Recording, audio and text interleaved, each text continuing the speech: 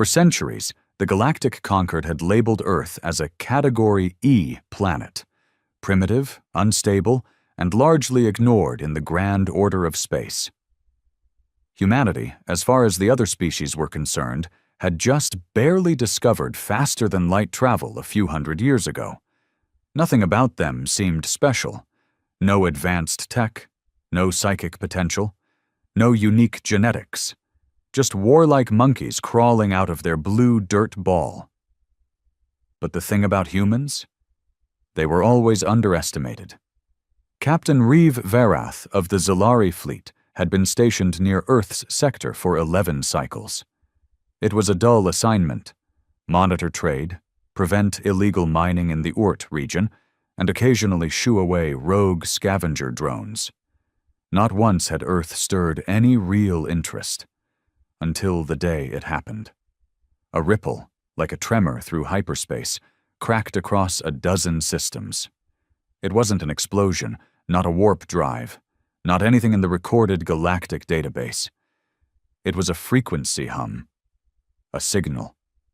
Old, layered in ancient code, but unmistakably human. "What the hell was that?" his XO, Lieutenant Serac, hissed as the bridge lights flickered.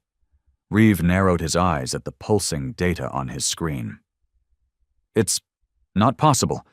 This frequency predates FTL communications by millennia. This is old war tech, pre-empire, pre-any known empire." "Source?" Serac asked. Reeve hesitated, then cursed under his breath. "Earth, deep under their southern ocean." Within days, a dozen fleets turned their eyes to Earth, some out of curiosity, others out of fear. The Council demanded answers. The humans, as always, said little. Their ambassadors gave vague denials, diplomatic shrugs, and empty reassurances, until the second signal pulsed. This time it wasn't just a hum, it was a reveal. A massive gate, hidden beneath the Mariana Trench, rose to the surface. It groaned with age, but not decay.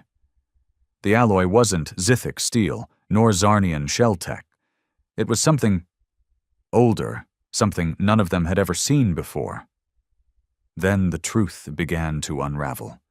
Hidden beneath Earth's oceans, buried under tectonic plates, and cloaked from even the most advanced scanners, lay 12 warships. Not just any warships, behemoths, each the size of a small moon. They were powered down, but not broken, sleeping, waiting, still perfectly preserved. And worse, they bore no name from any known civilization, no alien markings, no signs of reverse engineering. They were built by humans. The galaxy lost its mind. "How long have you had these?" demanded Chancellor Rickarn during an emergency council meet, his tentacles thrashing. Ambassador Harlan Cho, dressed in Earth's simple navy blue suit, offered a tired smile. "A long time." "You lied to the Concord," spat a representative from the Kadari hive. "We never said we didn't have them," Cho replied calmly. "You assumed we were weak. We saw no reason to correct that assumption." "You were primitive class. That puts you under disclosure laws." Cho leaned forward, voice dropping to a whisper that still echoed across the hall. "That classification was never meant for us. You made it up to keep us under watch. You feared what we might become, and yet you had no idea what we were." Some demanded war, others demanded immediate deactivation of the warships. A few, the smarter ones, just sat in silence, realizing a horrifying truth. Humanity hadn't just arrived in the galaxy late. They had been here first. And they'd left behind monsters. The day the warships surfaced, Earth changed forever. Not just in the eyes of the galaxy, but in how it saw itself. For centuries, humans had believed their history was linear, a slow crawl from fire to flight, from stone tools to steel skyscrapers. But the truth was messier, buried deep beneath layers of deliberate silence. They weren't just discovering the warships, they were remembering them. At the Pacific Defense Command in Tokyo, General Elena Hart stared at the floating colossus rising from the ocean. Waves crashed against its sides, but the vessel stood tall, immovable, ancient, humming with a kind of power that didn't belong in any modern war book. "Any movement?" she asked. "None," her lieutenant replied, "but sensors indicate internal systems are waking up. Not all at once, slowly, like it's testing the air." Elena's jaw clenched. The Council was pressuring Earth's governments for access. The Qadari wanted boarding rights. The Valeri Confederation issued an ultimatum: dismantle the warships or face sanctions. The Durrell Empire had already moved a small fleet near the moon.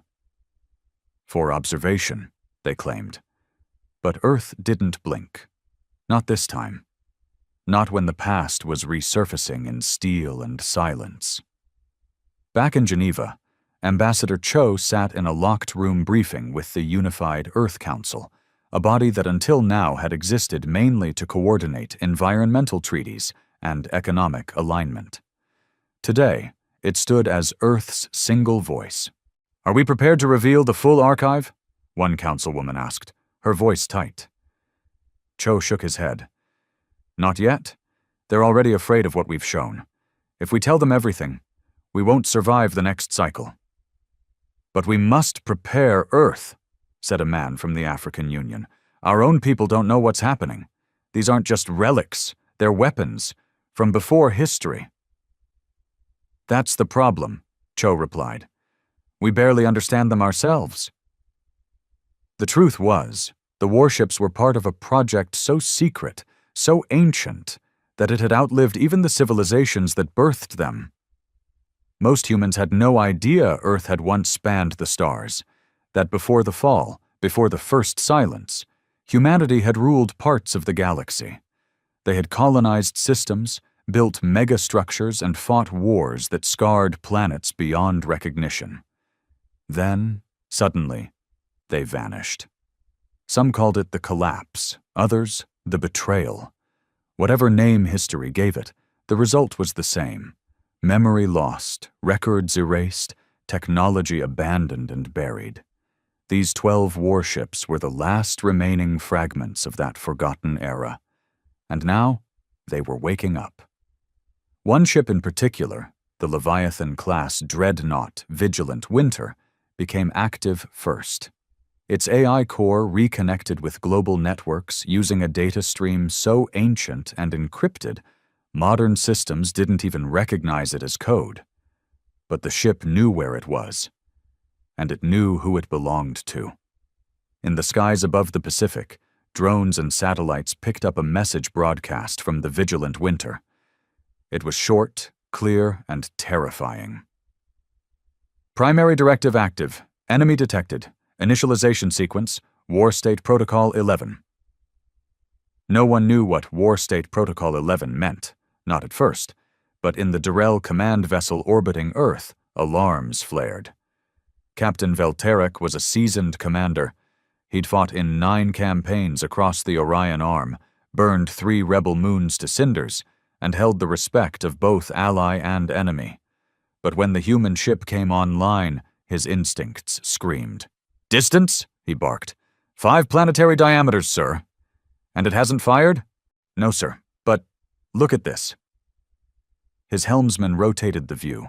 The Vigilant Winter wasn't just active. Its weapons bays were opening. Massive triple-barrel plasma turrets, bigger than any Durrell cruiser, unfolded like blooming death, and the ship wasn't aimed at Earth. It was aimed up. "Back us off," Veltarek ordered. "Now, send word to the Council. This isn't a relic. It's a goddamn executioner." Back on Earth, panic simmered beneath the surface. News channels speculated, conspiracy theorists claimed aliens had built the ships, while fringe groups insisted the world was facing the apocalypse. But those in power knew better. These were not alien relics. They were human achievements, forgotten by time, erased by design. At the Arctic Archives, deep under the frozen wastelands, a facility sealed for 5 centuries finally reopened. Elena Hart arrived by direct shuttle, escorted by black-armored guardians known only as Watchmen, a unit so secret it had no rank or budget, only orders. Inside the vault, she met Dr. Solomon Vey, the last living member of the Old Custodians, a group sworn to protect the truth of Earth's ancient past. "You said this was urgent," she said, pulling off her frost-covered coat. Vey gestured to a hologram spinning slowly above a metallic pedestal. It showed the vigilant winter, surrounded by strings of code and layered historical records. "This ship was one of the last built before the Great Collapse," he said. "It was designed not just to fight, but to remember. Its AI isn't just sentient. It's aware of the war, of the betrayal, of everything." Elena frowned. "What betrayal?" Vey sighed. "We thought we were alone in the galaxy once. We weren't. The first time we reached out, we weren't met with wonder. We were met with fear and hate." "Aliens attacked us?" "Not all, but some. We fought back. Hard. Too hard. Humanity became something they feared. So they made an alliance, not to destroy us, but to erase us." Elena blinked. "You're saying the galaxy sabotaged humanity?" "Yes, the Conquered, the Valari, the Durrell. Their ancestors were part of the Pact. They turned our own technology against us, implanted viruses in our AI, collapsed our wormholes. We didn't fall by accident. We were dismantled." She stared at the glowing ship in the hologram. "And the warships?" "Built after the betrayal, hidden on Earth. They were meant to sleep until the day we needed them again." "Then why are they waking now?" Vey looked at her with a hollow expression. "Because the galaxy remembers us too." In deep space, light years away from Earth, the Galactic Concord held an emergency session. Dozens of species, each more colorful and strange than the last, debated in screeching voices and electronic screeches. One voice silenced them all. Elder Jakai of the Kar Dominion, a creature older than most stars, hovered above the central chamber. "It has begun," he said, voice low and resonant. "The humans have awakened what they buried. They will remember who they were. And when they do..." The room fell quiet. "They will finish what they started." Back in orbit, as the Vigilant Winter's systems reached 43% activation, it finally sent a second message, this time directly to Earth's Unified Council.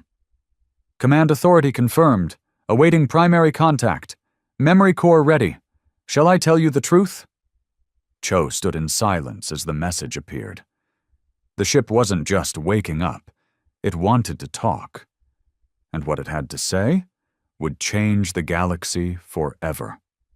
Ambassador Cho stood alone in the Geneva control tower, watching the holographic interface glow with steady blue light as the message replayed again and again. "Command authority confirmed. Awaiting primary contact. Memory core ready. Shall I tell you the truth?" He hadn't slept in over 30 hours. Every diplomatic line was flooded. Every council world was either accusing Earth of treachery or begging them to stand down.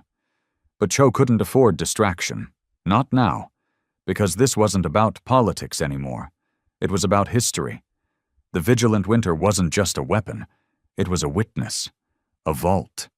A mind too ancient to comprehend fully, too dangerous to ignore. And now, it wanted to speak. He opened a secure line to General Hart at the Pacific Defense Command. "Elena," he said, "the ship's calling for a primary contact. It needs someone with command authority, someone it recognizes." "You think it means you?" she asked, voice crackling through the encrypted channel. Cho didn't answer for a moment. Then, with quiet certainty, he replied, "No. It doesn't want me. It wants her." Deep in a rural village outside Cairo, a woman named Dr. Noor al-Sharif had spent her life studying Earth's forgotten languages, half-deciphered ruins, and unexplained anomalies that modern archaeology refused to explain. She was mocked for her theories, labeled a conspiracist by the mainstream, until the warships rose from the sea. Now, the Unified Council had sent a black VTOL to extract her personally. When she stepped aboard, she already knew where she was going. "I've read the old glyphs," she told the escort soldier beside her. "The ones no one could translate, the ones we thought were alien." "And?" the soldier asked. "They're not alien," she said softly.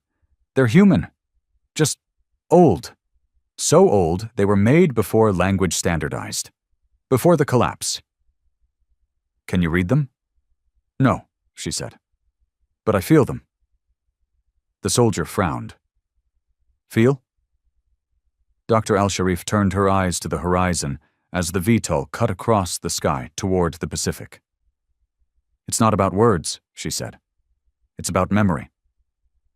When she arrived aboard the floating platform near the vigilant winter, the wind howled and the ocean roared beneath the hovering beast. The warship towered above them like a cathedral built for giants. Its hull shimmered with a metal that didn't reflect sunlight, but swallowed it. Dark and terrible. Elena met her at the ramp. "The ship won't respond to any of us," she said, "but your name was flagged by the system." "Why me?" Noor asked. "According to the AI," Elena said grimly, "you're a descendant of the original command bloodline." Noor didn't speak. She stepped onto the boarding bridge, her boots echoing over the metallic path. As she approached the hatch, it opened on its own. No creak, no hiss. Just silent obedience. The vigilant winter was awake. Inside the ship, everything felt alive. The walls pulsed faintly, the lights dimmed and brightened with each of Noor's steps, as if the ship were breathing. Ancient runes flickered along the walls, not carved but grown into the metal itself. They didn't shine like lights. They shimmered like memories. A voice echoed through the corridor. "Primary lineage detected. Dr. Noor Al-Sharif. Bloodright confirmed. Welcome, Commander." She stopped. The ship spoke in perfect English, but the voice wasn't mechanical. It was calm, deep, male, human. "I'm not a commander," Noor said out loud. "You are now." A platform rose from the center of the chamber ahead, and on it a glowing core of blue crystal spun slowly in the air. It hummed with something more than energy, something Noor couldn't name. Emotion, maybe? Pain. "Do you wish to activate the memory core?" Noor swallowed. "Yes." The room shifted, light warped, the air trembled, and then the walls disappeared. She stood not in a ship, but in a vision. A memory recorded so vividly it didn't feel like a hologram. It felt real. She saw cities, vast glowing cities spanning planets, human-built, sleek and towering, surrounded by stars. Fleets of ships so enormous they blocked out suns, colonies on moons, artificial habitats in deep space, megastructures like rings and spheres orbiting dead stars. Humanity hadn't been primitive. They'd been gods. Then the vision darkened.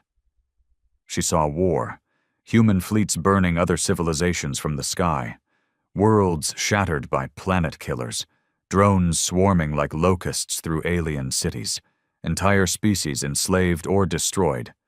She saw faces, human commanders with cold eyes and orders of extinction on their tongues. And then, betrayal, a secret alliance, alien races uniting in desperation, spies infecting human systems with memory plagues, wormholes rigged to collapse, icors estão corrompidas. One by one the great human cities fell, communications died, fleets vanished, colonies turned dark. Humanity was unmade not by force, but by erasure. Their final act was to hide what remained. The 12 warships were the last hope, a failsafe. Memory vaults wrapped in steel, carriers of truth, guardians sleeping deep under the cradle of civilization. Earth. When the vision faded, Noor collapsed to her knees, tears streaming down her face. She whispered, "We were monsters." "Not monsters," the ship replied. "We were survivors, but we lost our way." "You must decide now. Keep the past buried, or let the galaxy remember who you are." Outside, global protests erupted as footage leaked of Noor's entry into the warship. Conspiracy channels declared her the Queen of the Sky Gods. Religious factions called her a prophet. Aliens saw her as the rebirth of a genocidal empire. The Terran fleet in orbit withdrew to lunar distance. Other species dispatched warships to protect themselves. Fear spread like wildfire. Cho returned to the platform, now under full lockdown. He met Noor in the control chamber. "What did you see?" he asked. She looked up at him, hollow. "The truth. We were kings, and we were tyrants. We ruled, and we fell." "Then why wake up now?" Noor didn't answer immediately. Finally, she said, "Because they're planning to do it again." "Who?" She pointed upward. "The conquered. The same species that ended us once. They know what we were. And now that we're awakening, they'll try to finish the job."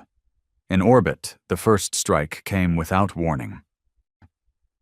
A conquered stealth cruiser launched a viral warhead aimed at Earth's satellites.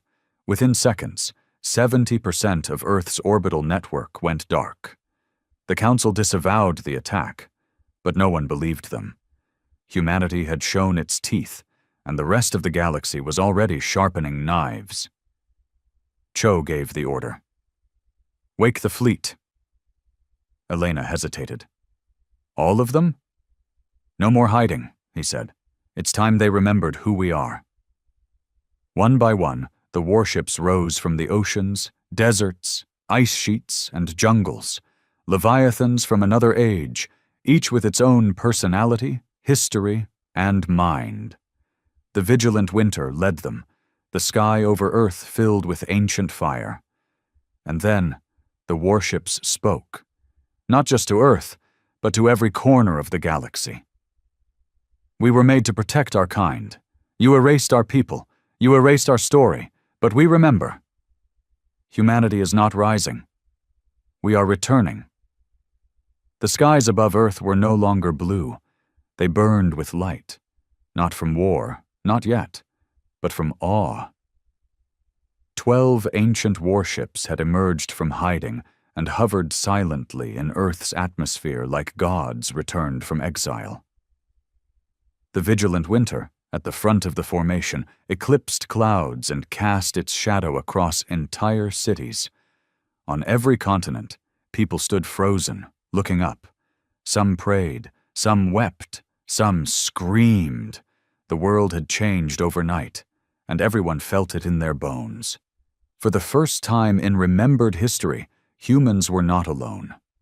Not because aliens existed, but because humanity had been here before, and what they were now awakening was bigger than any alien threat. The Unified Earth Council went into permanent emergency session. Martial law was declared in over a dozen nations. Old enemies became allies under the weight of the revelation, and for once, Earth was united by something other than fear. It was united by truth. And the galaxy noticed. In the Terran home system, Council General Artok of the Strategic Command bellowed orders through clenched jaws. "They have activated all 12 ships. Satellite scans confirm orbital positioning. Each vessel carries mass energy output equal to a Class 5 star core generator." An aide trembled behind him. "Do we retaliate?" Artok turned slowly. "No," he said, voice low and guttural. "We apologize, and we pray. They don't remember everything." But it was already too late for diplomacy, because the conquered had already struck first. The viral satellite strike wasn't a rogue action. It was a calculated test, a poke at the sleeping beast. And now, the beast was stirring. On Earth, in a high-security command room beneath Mount Fuji, Ambassador Cho stood at the holotable with General Hart and Dr. Noor al-Sharif. The air was heavy with tension. Dozens of screens showed orbital feeds, military mobilizations, and intercepted alien transmissions. "They're preparing for war," Elena muttered. "The Durrell, the Valeri, even the neutral Rixari have activated battle fleets." Cho rubbed his temples. "They think we're going to retaliate." "Well," Elena said, "are we?" Noor remained silent, staring at the glowing projection of the vigilant winter. The ship hadn't moved from its position, but its influence was spreading, quietly patching into Earth's defenses, repairing satellite systems, and launching thousands of nanodrones into the upper atmosphere. "It's not about if we retaliate," she said finally. "It's about what happens when we do." Elena narrowed her eyes. "Explain." Noor turned.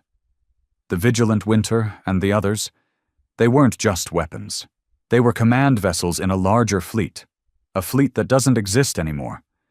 But the ships were designed with something else: self-replication capabilities, fabrication systems, star forges. Cho's face paled. "You're saying they can build more?" Noor nodded slowly. "Not just ships, infrastructure, defenses, entire planetary systems if given enough time and resources." "And what happens when the galaxy realizes we're not just waking up, but rebuilding?" Elena asked. "They'll strike before we're strong again," Cho said grimly. "They'll hit us with everything they've got." A heavy silence fell over the room. Then Noor said quietly, "Unless we strike first." It started small. The vigilant winter deployed a broadcast. Not a threat, not a demand, but a warning. The signal traveled at light speed, repeating on all known galactic frequencies. "You struck us in silence. You denied our existence. You erased our memory. We will not forget again. The next strike will not be absorbed." And across the galaxy, every government paused.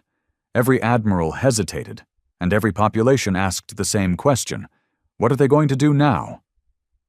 Back on Earth, the warships activated their planetary shield generators, creating a translucent golden net of energy across the atmosphere.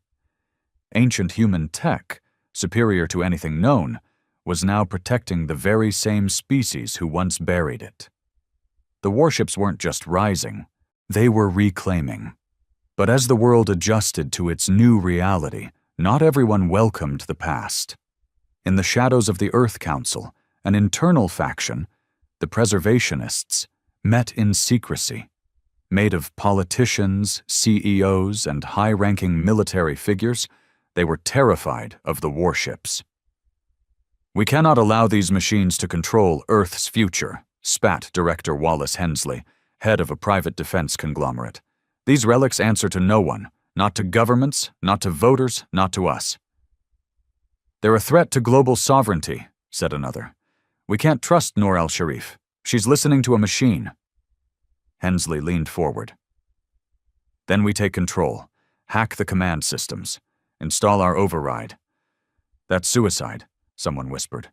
"No," Hensley said. "It's insurance. If those ships turn on us, we hit the kill switch." They didn't know the vigilant winter had already heard them. It was listening to everything. Dr. Noor al-Sharif stood alone in the core chamber of the vigilant winter once again, its AI voice humming softly in her mind. "They fear me." "Yes," she whispered, "because you remember what they've forgotten." "Do you fear me?" She looked around at the glowing pulse of memory, the living walls, the history encoded into every inch of this monstrous vessel. "No," she said, "but I fear what's coming." "Then we must prepare." The first alien fleet arrived 3 days later. The Valari Vanguard, over 60 warships strong, dropped out of warp at the edge of the solar system. Officially, they were there to observe and enforce peacekeeping protocols. But the vigilant winter didn't wait for provocation. It transmitted a single packet of data, coordinates, identifications, warnings. Approach beyond these limits will be seen as an act of war. The Valeri laughed, arrogant, certain in their superiority. They sent a single cruiser ahead to test the boundaries. The vigilant Winter didn't fire. It spoke. With a pulse of gravitational force, the test cruiser was caught mid-flight and suspended in space. Systems went offline. Crew members floated unconscious. The vessel was returned, gently but undeniably powerless. That was not just a message.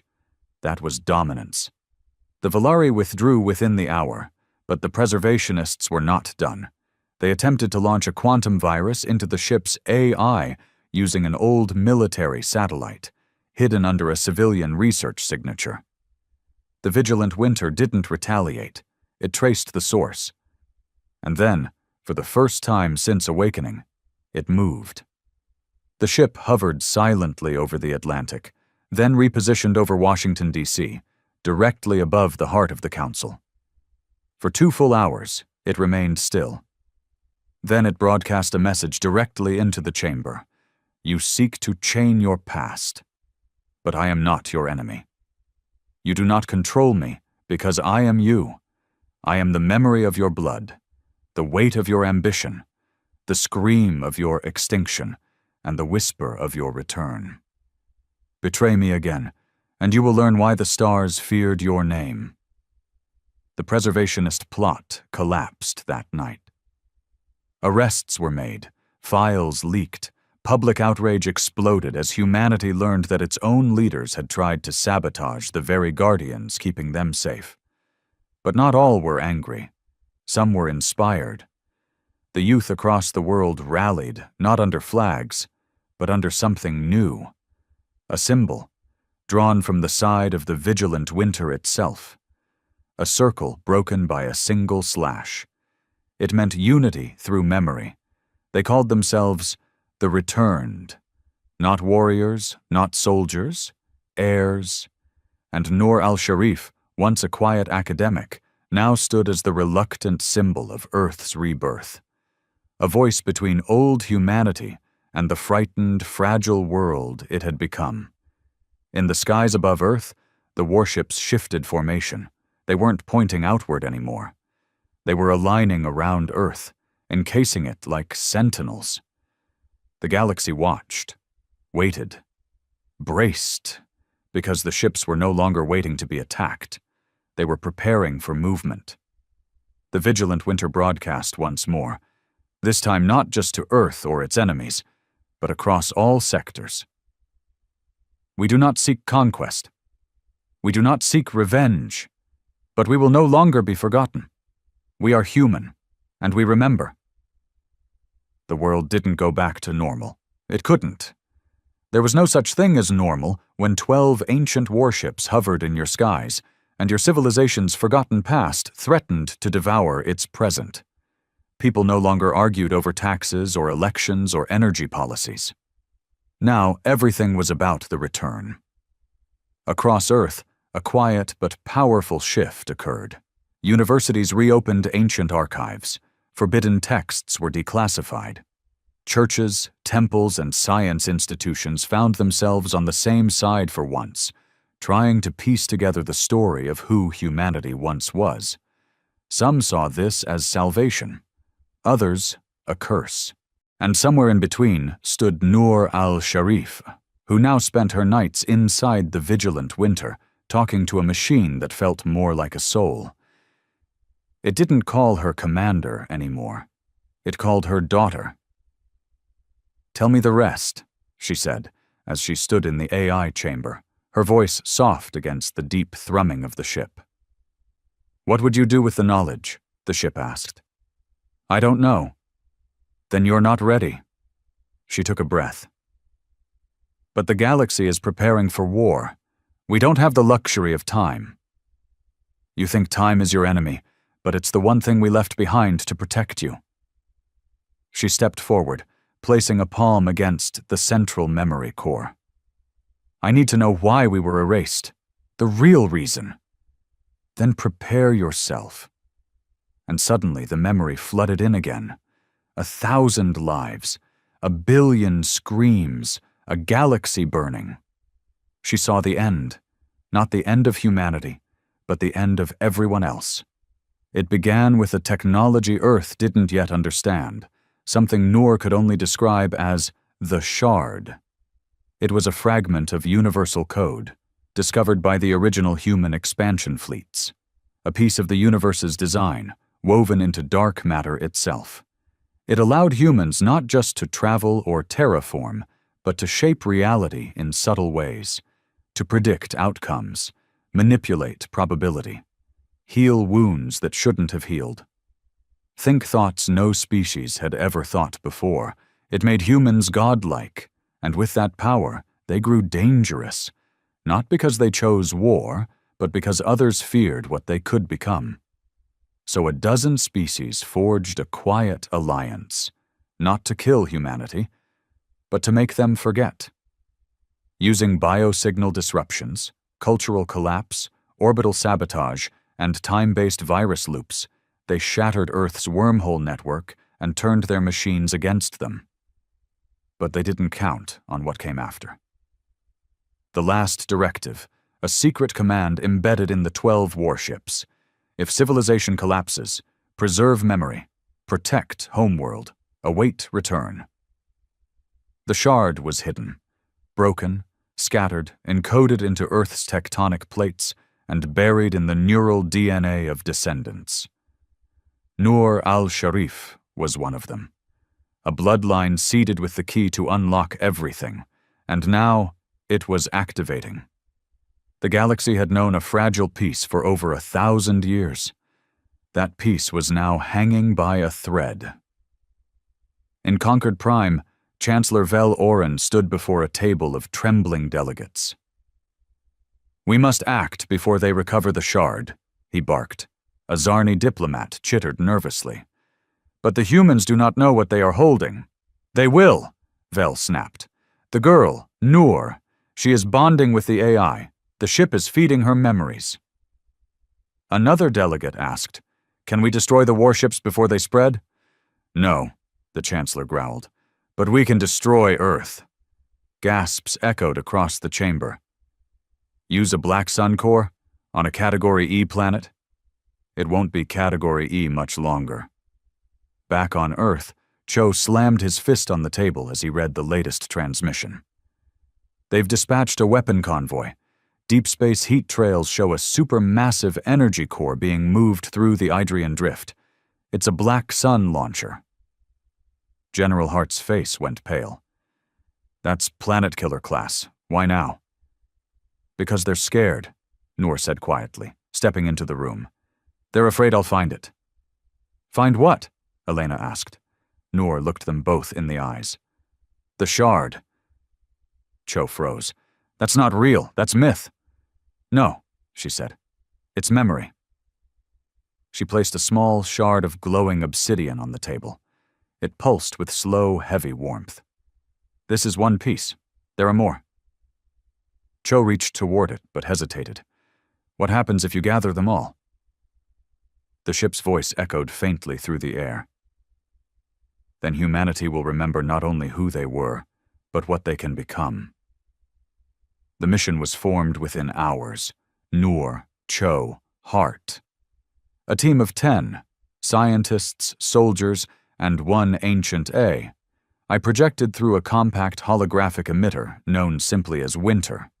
They were going to the moon, not for war, but for memory. The second shard had been buried beneath the Sea of Tranquility, according to the Vigilant Winter's coordinates. A fallback cache. It had been dormant for tens of thousands of years, hidden in a chamber only humans could access. They launched on a retrofitted vessel, escorted by 2 of the smaller warships, Silent Wake and Verdict of Ash. Both shimmered like predators in low orbit, sleek and terrifying. As they approached the lunar surface, Noor felt the shard in her pack start to vibrate. It was calling home. They touched down.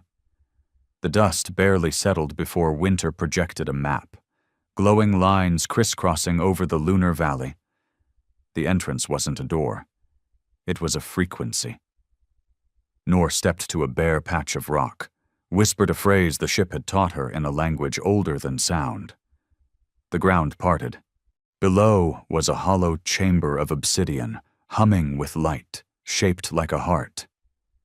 And in its center floated the second shard. She approached it slowly. Her hand shook as she reached out.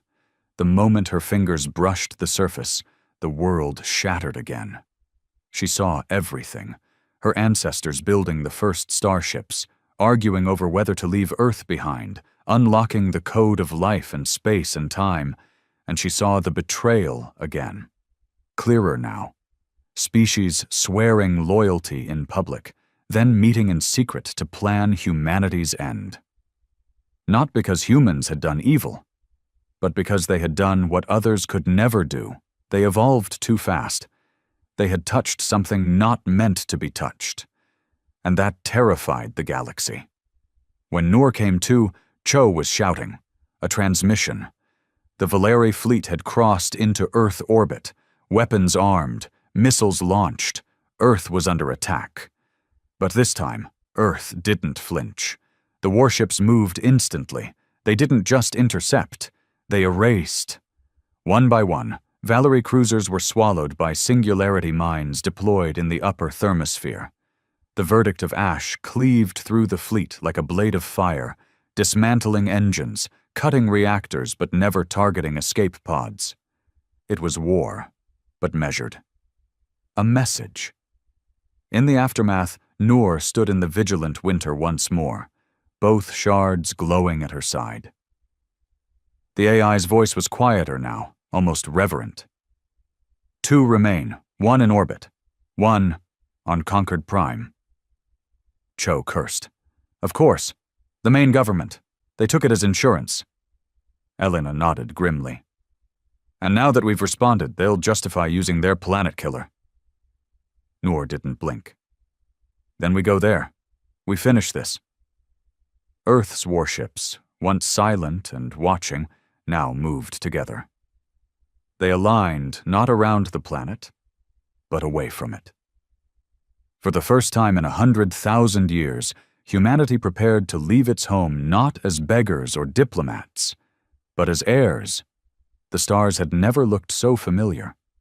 Not since before the silence, not since humanity walked among them not as guests, but as builders, explorers, rulers. Now, 12 ancient warships flew in formation once more, a fleet unlike any other, dark and silent, their surfaces absorbing starlight as they drifted just beyond Earth's gravity well. Noor stood at the viewing deck of the verdict of ash, her eyes fixed on the infinite black ahead. Behind her, the command center buzzed with energy. General Hart barked tactical instructions, while Cho coordinated diplomatic efforts through the last of Earth's functioning deep-range channels. But Noor stood apart, unmoving, her hand clutching the 2 shards that now glowed in perfect sync. Trajectory locked, Winter said through a projection beside her. Destination, Concord Prime. It would take a few hours to cross the distance through folded space lanes, but time wasn't the concern. The concern was what waited at the end. Cho walked over to her, his voice low. We don't have a formal declaration of war. Noor didn't look away from the stars. They already declared it the day they erased us. He nodded grimly. I had to try. We won't burn worlds, she added quietly. We're not what they feared, but we will not kneel either. Cho glanced at the warships visible through the glass, colossal engines of vengeance that carried the memory of a 1,000-year betrayal. What if Concord Prime refuses to surrender the final shard? Noor finally turned to him. Then we remind them that we were never extinct, just forgotten. They arrived at the edge of the Concord Prime system, a cluster of 5 stars, interconnected by orbital rings and artificial habitats. It was once considered the most beautiful jewel of the galaxy, with its transparent cities and floating mountains. But now, it bristled with defense platforms and orbital cannons. The human fleet emerged from folded space like phantoms. Instantly, 1,000 scans locked on them. The Concord was ready, or so they thought. "Incoming hail," Winter said, "from Chancellor Vel Oren." Cho stepped forward and accepted the feed. The hologram shimmered to life, revealing Oren's face, pale, stretched, and trembling with poorly concealed hatred. "You were warned," the Chancellor growled. "You will not be permitted to bring your ancient weapons into our sovereign system." Cho remained calm. "You attempted genocide on Earth 3 days ago." "Preemptive strike," Oren snapped, "to prevent escalation." "You launched a Black Sun core," General Hart spat from behind Cho. "That's not preemptive, that's extermination." "You were dangerous before," Oren hissed. "Now you're worse, because you remember, the galaxy has no place for ancient tyrants." Noor stepped into view. "Then give us what you stole, and we'll leave." The Chancellor's eyes narrowed. "The shard? You still believe that old myth?" "You have it," she said simply. "We can feel it." Oren's silence gave him away. Noor stepped closer to the feed, her voice steady. "I will walk into your palace. I will take what belongs to my people. You can resist and risk everything, or you can return what you stole and live to watch us rise." "You dare threaten—" "I'm not threatening," Noor interrupted, her eyes sharp. "I'm offering mercy." The feed cut. Winter's voice followed immediately. "Orbital defenses charging. 10 seconds to contact." Noor turned and walked briskly to the core. "Shields at full. Prepare response formation." General Hart blinked. "We're fighting?" "We're demonstrating," Noor said. In space, the vigilant Winter shifted its position slightly, rotating its massive primary cannon until it aimed not at a ship, but at one of the Concord's orbital weapons platforms. It fired. There was no sound, just a bloom of blue light, a ripple of warped gravity, and then silence. The orbital station wasn't destroyed. It was gone. Not vaporized, not in pieces, simply erased, atom by atom, removed from space. A second later, the warship broadcast a message to every ship and station in the system. "You cannot erase what remembers. You cannot silence what returns. This is your only warning." On Concord Prime's surface, chaos erupted. Civilians flooded into shelters. The elite scrambled to evacuate.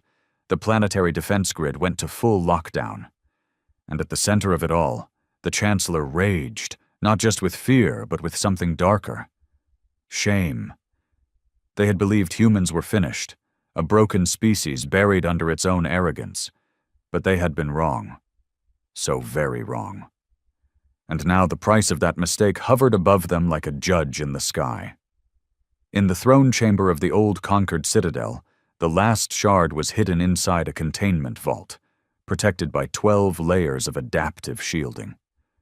The vault had been untouched for centuries, kept secret from even the highest-ranking military leaders. It pulsed now, brighter than ever, calling to its kin. Noor stood in the verdict of Ash's deployment bay, watching as the dropship loaded. She wore a black suit of adaptive armor gifted by the vigilant Winter, lightweight, sleek, and lined with ancient nanofiber that responded to her thoughts. Cho and Hart approached. "You sure about this?" Elena asked. "If I don't go," Noor said, "the shard won't come. It's bonded to my bloodline." Cho nodded slowly. "We'll cover you. If things go wrong—" Noor glanced at the 2 ships flanking them in low orbit. "They won't go wrong." The dropship breached the atmosphere under cloaking, landing silently on the outer edge of Concord Prime's central city. The capital was already a ghost town, emptied of civilians and swarming with mechs and AI-driven defenses. But the defenses never saw her coming. Winter's drones scrambled their sensors. Hart's tactical team breached the outer defenses in under 5 minutes. And Noor, accompanied by only 2 elite guards and a handful of nano-shield walkers, made her way into the heart of the citadel. It wasn't a battle. It was a walk through history, because the walls were carved with human designs, remnants of the very civilization the Concorde had buried. Ancient sigils, battle records, diagrams of the warships. They had turned humanity's legacy into their foundation, while erasing their name from it. At the end of the hall was the vault. It opened for her without a word. Inside floated the third shard, deep red, vibrating with a hum that rattled her bones. When she stepped forward and touched it, she didn't collapse. She awakened. Her mind flooded with data, not memories but coordinates, instructions, diagrams. She saw what the shards truly were, not just fragments of memory, but keys to something larger, something buried beneath Mars. Back aboard the Verdict of Ash, Noor placed the third shard beside the others. They pulsed in unison, glowing with unbearable intensity. Winter's voice echoed across the chamber. "Final sequence unlocked. Humanity's legacy is ready." General Hart leaned forward. "Legacy?" "Project Epoch." Cho furrowed his brow. "What is it?" Noor turned toward them slowly, her eyes glowing faintly now, touched by something deeper. "A seed," she said. "A last gift from old humanity, a world forge hidden beneath Mars, capable of building new civilizations, star systems, empires." "And the fourth shard?" Cho asked. She looked out the viewport toward Mars. "It's already calling us." Above Concord Prime, the human fleet drifted silently as a storm of confused transmissions filled the air. But Earth didn't fire. They didn't conquer. They came. They took what was theirs. And they left. The galaxy didn't know what to do with that. They expected revenge. What they got was purpose. As the fleet turned toward Mars, Noor stood at the helm of the vigilant Winter. The galaxy had tried to erase them. Now, humanity would write itself back into the stars, not with fire and fury, but with memory. And soon, with creation. Mars. The red planet had always been a symbol of ambition, a frozen promise just beyond Earth's reach. Colonies dotted its equator, scientific outposts, mining domes, and corporate settlements. For centuries, humanity had treated it as a frontier, something to exploit. But they had no idea what lay buried beneath. No one did. Until now. The 12 ancient warships floated above the Martian atmosphere in a perfect ring, silent and reverent. Even their AI cores seemed quieter, as if they too were unsure of what came next. Noor al-Sharif stood at the command deck of the vigilant Winter, flanked by Cho and General Elena Hart. Before them, the three shards pulsed slowly on a raised plinth, humming in synchronicity with something deep under the crust of Mars. A signal had awakened. A code that hadn't been active in over 100,000 years. Project Epoch had heard the call, and it was answering. The descent into the Martian surface began with seismic tremors. From orbit, they could see the planet shifting. The ancient sands trembled. The Olympus Mons Ridge lit up faintly, glowing with symbols only visible from space. Human glyphs, long forgotten, etched into the rock by machines that no longer existed. Or so they thought. Noor leaned forward, watching through the viewport as a circular panel near the Valles Marineris cracked open. Not with violence, but like an eye awakening. From beneath the planet's crust, a structure emerged, massive, angular, triangular in shape but organic in movement. A monolith carved from obsidian and steel, taller than any building on Earth, wide enough to dwarf entire cities. It floated upward, rising like a god from the underworld, a gateway. Beneath it, energy flared, not like fire or plasma, but like creation itself. Reality bent around it. Time slowed. Colors bled into one another. "Are we seeing a stable space-time distortion?" Elena whispered. Winter responded, its voice low with reverence. We are seeing a doorway to the forge of civilizations. As the verdict of Ash led the landing team down, Noor felt a pressure in her chest, like 1,000 voices whispering in a language she had never learned but somehow understood. The fourth shard, still hidden, was inside the forge.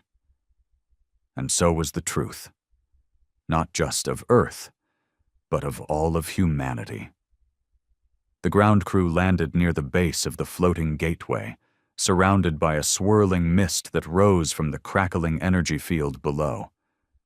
Their boots touched red dust, but it didn't behave like dust. It moved, shifted, spiraled away from their steps as though sentient. "Radiation's off the charts," one of the engineers reported, "but it's not damaging." "That makes no sense," another said. "It's like, the rules don't apply here." Noor walked ahead, her hand stretched towards the gateway. The 3 shards floated behind her, hovering on a gravity field, slowly rotating. "Warning," Winter said. "We are approaching a singularity created by ancient human technology. Unknown effects may occur." "Noted," Cho muttered, his hand resting on his holstered sidearm. "Let's assume we're walking into the impossible." Inside the gateway, the team found no walls, no corridors, just memory. Images flickered around them, like holograms painted across space-time itself. They saw stars being seeded, planets constructed, rings of civilization forming across the galaxy. They saw humans not as explorers or soldiers, but as architects. Each scene showed a stage of Project Epoch, an operation that had begun near the end of the old human empire, a desperate attempt to preserve more than just survival. It was a project meant to ensure rebirth, not just of technology, not just of power, but of purpose. The galaxy had feared humanity because it built too fast, thought too deep, felt too much. No other species adapted like they did, and that made them dangerous. So the conquered conspired to kill them. But they failed, because humans didn't rely on memory alone. They had seeded their resurrection into the very planets they touched. Mars was the cradle, and at its heart was the final shard. Noor stepped into a circular chamber at the center of the forge. It wasn't made of stone or metal, but of raw memory, crystalline data formed into solid shapes, hovering mid-air.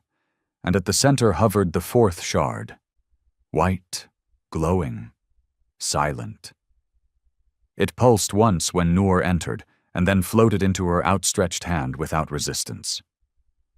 As her fingers closed around it, the other 3 shards flared, and suddenly they merged, forming a perfect cube of light and matter.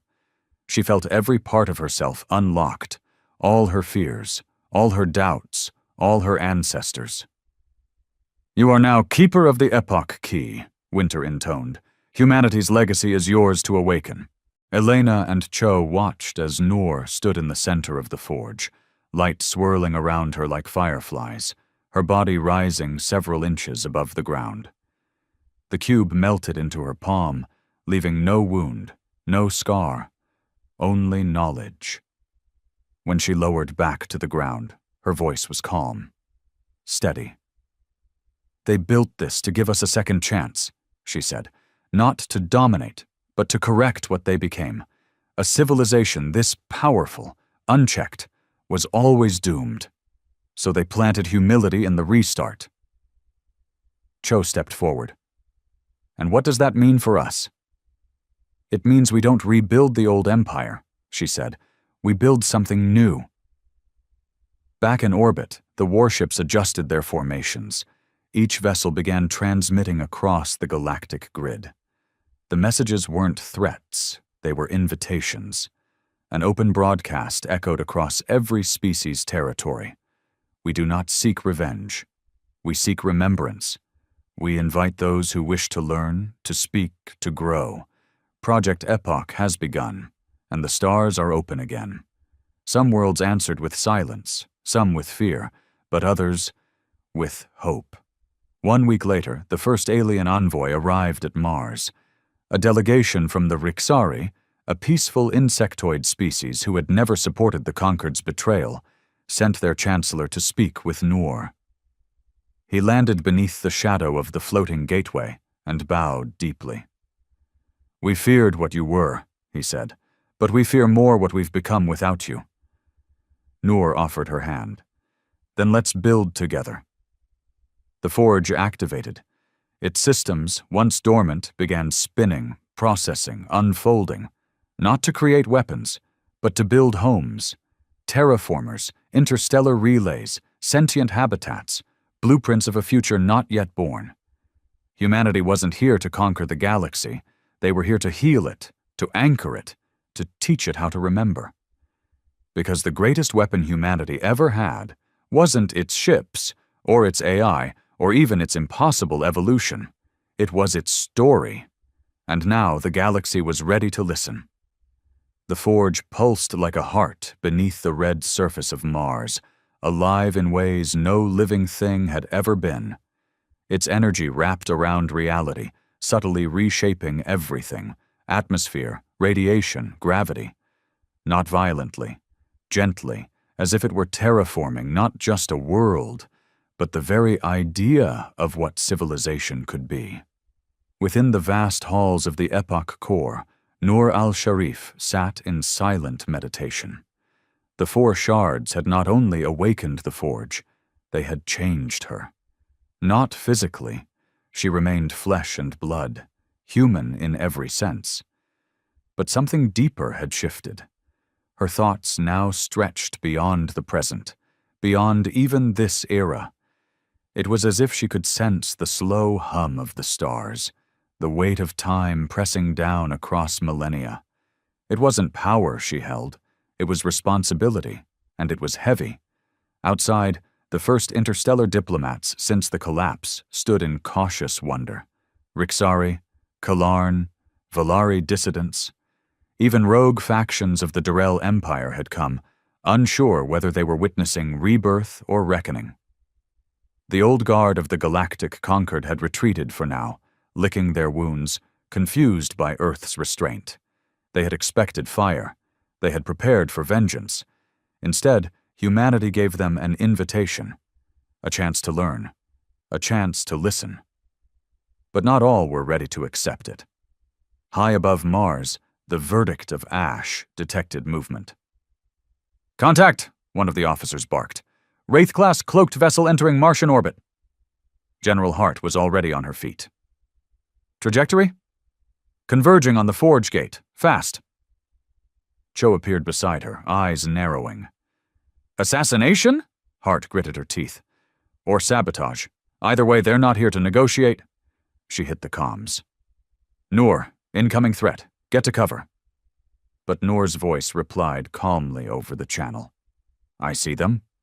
She stood at the edge of the gateway platform, gazing into the Martian sky as a sleek, black starfighter shimmered into visibility above the forge. It was shaped like a dagger, angular and silent. Conquered tech, old and advanced, coated in stealth arrays from the collapse era. The crowd of alien envoys scattered, shouting and scrambling for shelter. Noor did not move. The starfighter descended rapidly, its energy signature spiking. Inside, a single pilot sat motionless, breathing heavily. His name was Vel Aran, a Concord operative trained for only one purpose: to finish what the first betrayal had started, to end humanity. He activated the kill sequence. A gravity imploder was armed beneath his ship, enough to create a small black hole, enough to obliterate the forge and anything within 50 kilometers. But before his ship could release its payload, every warship in the human fleet turned at once. 12 ancient leviathans locked onto him, silently, precisely. The vigilant Winter moved first. It didn't fire a weapon. Instead, it spoke. "You are not the future." In an instant, the Wraith-class fighter was caught in a stasis net, a suspension field designed in the final years before the collapse, capable of freezing molecular movement. The ship stopped moving. Time inside it stopped. Vel Aaron would remain alive, trapped in the same moment of intent for eternity, a fossil of hatred, a relic of the last war. The forge gates reopened moments later, and the envoys slowly returned, their fear slowly replaced by awe. If humanity had wanted to, they could have destroyed a dozen fleets that day. Instead, they showed restraint. That alone shook the foundations of galactic politics. But Noor knew it wasn't enough to just be merciful. Humanity had to be clear. On the 5th day, Noor stood at the summit of the forge, where the light was brightest, the energy strongest.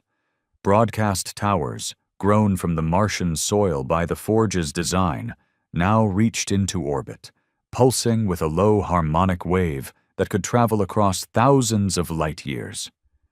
Today, Noor would speak not just for Earth, not just for her warships, but for the memory of a species long buried under betrayal and time. She began, "We are human. You tried to forget us.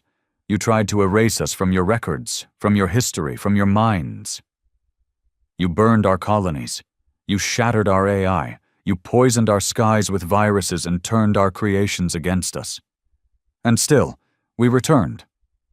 Because we are not what you made us out to be. We are not vengeance. We are not conquest. We are survivors." She paused, letting the words ripple through the fabric of space. "We have awakened the forge not to rebuild an empire, but to offer a path forward. This technology will not be hoarded. It will be shared. For those who seek war, you will find none here. For those who seek peace, come, learn, grow with us. But never again will we be forgotten." The response was not immediate. It came over the course of weeks, tentative messages from neutral systems, curious requests from independent traders, explorers, scholars, even some defectors from the Concord itself, all seeking answers, seeking understanding, and humanity gave it to them. Bit by bit, Project Epic became something greater than a memory. It became a movement. Forge nodes were established on Jupiter's moons, on Earth's orbit, even on Rixari diplomatic stations. Terraforming tools were released to cooperative worlds. An open archive was launched, detailing everything known about the collapse and naming those who had orchestrated it, not out of spite, but for transparency. Truth was the weapon now, and it was sharper than any plasma blade. Inside the vigilant winter, Cho watched as the galaxy shifted, ever so slightly. The Conquered hadn't retaliated. Not yet. But it was weakening. Their propaganda couldn't hold up against footage of human ships saving Rixari colonies from a reactor crisis. They couldn't silence broadcasts of Noor healing a poisoned ocean on the Zarn homeworld using forge-grown microbial colonies. And when a Valeri child, orphaned by internal war, was adopted into the human-led Mars Accord, everything changed. Because no one feared a warmonger who raised children. They respected a civilization willing to rewrite its legacy. Months passed. The warships remained in orbit. Watchers, protectors, reminders of the past. They were rarely used. They didn't need to be. Most of their power was symbolic now, and that made them more dangerous than any weapon. Inside the forge, Noor stood over the final construct, a seed ship, designed to carry the story of Earth to the farthest stars. Not to colonize, but to connect. A mobile archive, a traveling embassy, a storyteller. She would not be aboard it. That task would belong to others. She had done her part. Now she turned to Winter one final time. "Are they ready?" she asked. "Not all," the AI replied. "But some are, and more will be. Will we fall again? That depends on what you build, and what you teach them to remember." She nodded, and walked away from the core. Earth, once categorized as primitive, now led the greatest diplomatic and technological movement in the galaxy. Not by dominance, by memory. And across the stars, species spoke of the return not with dread, but with curiosity, with wonder. They told their children, "There was a time the humans disappeared, and we thought we were safe. But now they've returned, and we are safer because of it." In the end, humanity's greatest legacy wasn't warships that defied physics. It wasn't the Shard. It wasn't even the Forge. It was the courage to rise from betrayal and choose something better. A civilization that had every reason to hate the galaxy, chose to heal it instead. And that changed everything.